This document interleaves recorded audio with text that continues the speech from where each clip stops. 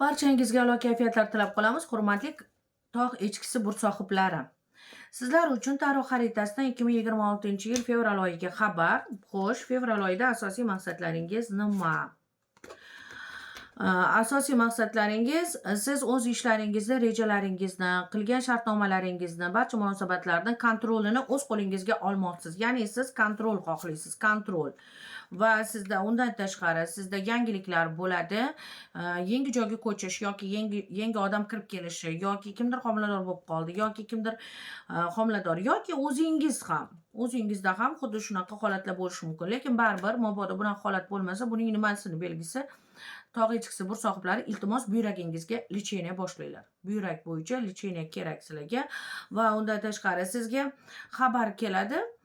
Bu xabar sizni xursand qiladi. Bu xabar qanaqadir yo'qotish xabari bo'ladi, lekin bu narsa xursand bo'ladi. O'sha narsa sizni hayotingizdan ketdi. Pul, karyera, ish, o'qish hammasi joyida, sevgi ham joyida, pul ham joyida, ko'rinish. Faqat buyrakni lecheniya qilsanglar bo'ldi. Katta xaridlar mumkin emas, rejalashtiring. Keyin katta gapirmang. Nonni katta ishlasangiz ham katta gapirmaslikka harakat qiling, o'xshamay qolishi mumkin.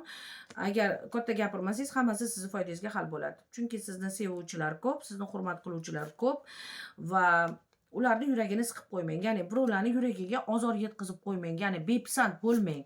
Bepisand bo'lsangiz, bu yaxshi emas. Agar siz hammaga hurmatda va bir xil yoshi kattani bir xil ko'rsangiz va ularni eshita olsangiz va sizga juda ham katta energiya potok kelyapti va bu energiya sizni juda ham kuchli qiladi. Har tomonlama kuchli qiladi, farovonlik beradi, izobiliya beradi. Va bu sizni juda ham chiroyli va sevimli qiladi. Qarang, qanday yaxshi. Qo'rqmasangiz bo'ldi, aslo qo'rqmang. Boshlagan ishlaringiz, rejalaringiz bo'lsa ham qo'rqmang. Boshda qo'rquvlar bo'ladi, qo'rqmang. Sizni do'stlaringiz, do'st birodarlar, qarindosh urug'lar sizni qo'llab-quvvatlashadi. Dokumentatsiya ishlari bo'yicha ortiqcha kredit olmaslik yoki ortiqcha pul qarz olmaslikni tavsiya qilgan bo'lar edik. Ortiqcha qarz olmasligingiz kerak. Chunki qarz olib qo'ysangiz, qarzni uzishingiz qiyin bo'ladi. Qarz olmasangiz sizga shundoq pul keladi.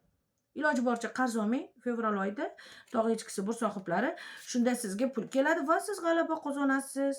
Va bu ya'ni yangi proyekt degani bu karta. Yangi proyekt, yangi yo'nalish, yangi imij va yangilanish. Faqat qo'rqmasangiz bo'ldi. Mana sizda ham xuddi qanaqadir qo'rquv, negadir zemnoy goroskop bo'yicha mana bu ya'ni yer unsuriga tegishli bo'lganlarda qanaqadir qo'rquv his qilyapti. Chunki fevral oyi bu fevral, lekin mana sevgi ham bor.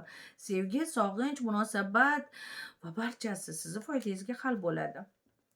Sog'likka e'tiborli bo'linglar. Aslo kasal bo'lib, betob bo'lib qolmaslikka harakat qilinglar. Buyrakni davolanglar. Pul, ish hammasi joyida. O'zingizni asrang bo'ldi. Katta xarid mumkin emas, qarz olish mumkin emas. Sog' bo'linglar.